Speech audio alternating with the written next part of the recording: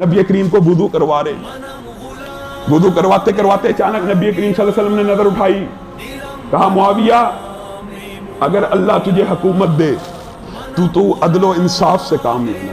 معاویہ کہتے ہیں اللہ کی قسم یہ نبی کی بات میرے سینے میں محفوظ تھی اور مجھے پتا تھا نبی کی بات جھوٹی اور غلط نہیں ہو سکتی۔ ایک دن ایسا آنا ہے کہ مسلمانوں کا اقتدار میرے ہاتھ میں۔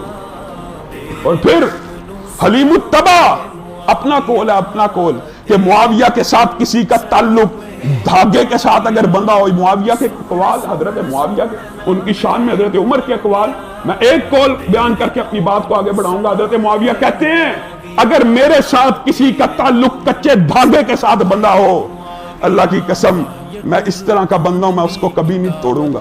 اگر وہ کھینچے گا میں ڈھیلا چھوڑ دوں گا، اگر وہ ڈھیلا چھوڑ دے گا میں کھینچ کے اپنے قریب لے آؤں گا۔ عربی لغت کے اندر آج بھی ان کا یہ قول سنہرے حروف سے لکھا جاتا ہے۔ اور حضرت معاویہ ان کی شان میں تنقیص کاتب وحی ہونے کے والے سے آپ کے سامنے میں نے روایت کو رکھا تھا۔ حضرت معاویہ ان کی شان و منزلت آپ بتائیے۔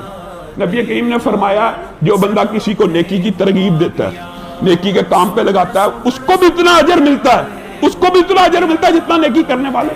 اگر کسی کے کہنے پہ کوئی نماز پڑھ رہا ہے تو نماز تو وہ پڑھ رہا ہے، اس کو بھی ثواب مل رہا ہے، جس کے کہنے پہ پڑھ رہا ہے وہ بھی۔ آپ بتلائیے ہم میں سے الحمدللہ جتنے مسلمان 1400 سال سے مسلمان چلے آ رہے ہیں، نماز کے بعد ایک دعا پڑھتے ہیں کہ نہیں پڑھتے؟ اللہم لا مانع لما اعطیت پڑھتے ہیں کہ نہیں پڑھتے؟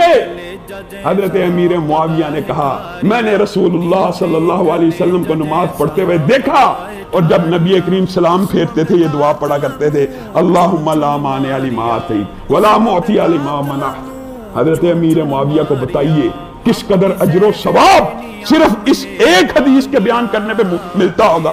آج ہر مسلمان ان کی یہ بیان کردہ روایت کے مطابق عمل کرتا ہے، یہ دعا پڑھتا ہے، کیا وہ اس ثواب میں شامل نہیں ہے؟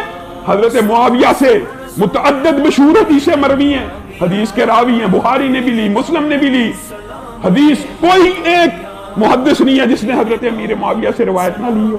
اگرچہ ان سے روایات کم ہیں، سینکڑوں میں ہیں، کم ہیں دیگر صحابہ کے، لیکن ان کی روایات مشہور بہت ہے۔ حضرت معاویہ کی ایک روایت یہ بھی ہے جو بندہ یہ پسند کرتا ہے کہ میرے استقبال کے لیے لوگ کھڑے ہیں، وہ جہنم میں اپنا ٹھکانہ بنانے کے لیے تیار ہو۔ یہ روایت بھی حضرت امیر معاویہ سے مروی ہے، یہ روایت بہت سے صحابہ سے مروی ہے۔ اور یہ اس کی سنگینی کا اندازہ کیجئے، جو کوئی جان بوجھ کر نبی کریم صلی اللہ علیہ وسلم کے اوپر جھوٹ باندھے وہ اپنا ٹھکانہ جہنم میں بنا لے۔ میرے بھائیو یہ تو آج عصر حاضر اور سوشل میڈیا کے دور میں اتنا بڑا فتنہ پڑ چکا ہے، صرف نبی تک کوئی بات نہیں منسوخ کی جاتی بلکہ کیا کیا جاتا ہے، نیچے حدیث نمبر بھی لکھ دیا جاتا ہے۔ نعوذ باللہ، حدیث نمبر بھی لکھ دیا جا رہا ہے۔ اب جھوٹ اس قدر بڑھ گیا، نبی کے اوپر جھوٹ باندھنا شریعت سازی کرنا ہے، اس لیے یہ اتنا بڑا گناہ ہے کہ جو نبی کریم صلی اللہ علیہ وسلم کے اوپر جھوٹ باندھے وہ اپنا ٹھکانہ جہنم میں بنا لے۔ اور حضرت امیر معاویہ کی جو بہت مشہور حدیث ہے وہ یہ ہے کہ اللہ تعالیٰ جس سے بھلائی کا ارادہ کرتا ہے اس کو دین کی سمجھ دیتا ہے، ہر بندے کو پتہ۔ حضرت امیر معاویہ سے مروی ہیں یہ روایات، اس کے علاوہ بھی متعدد روایات ہیں جن میں سے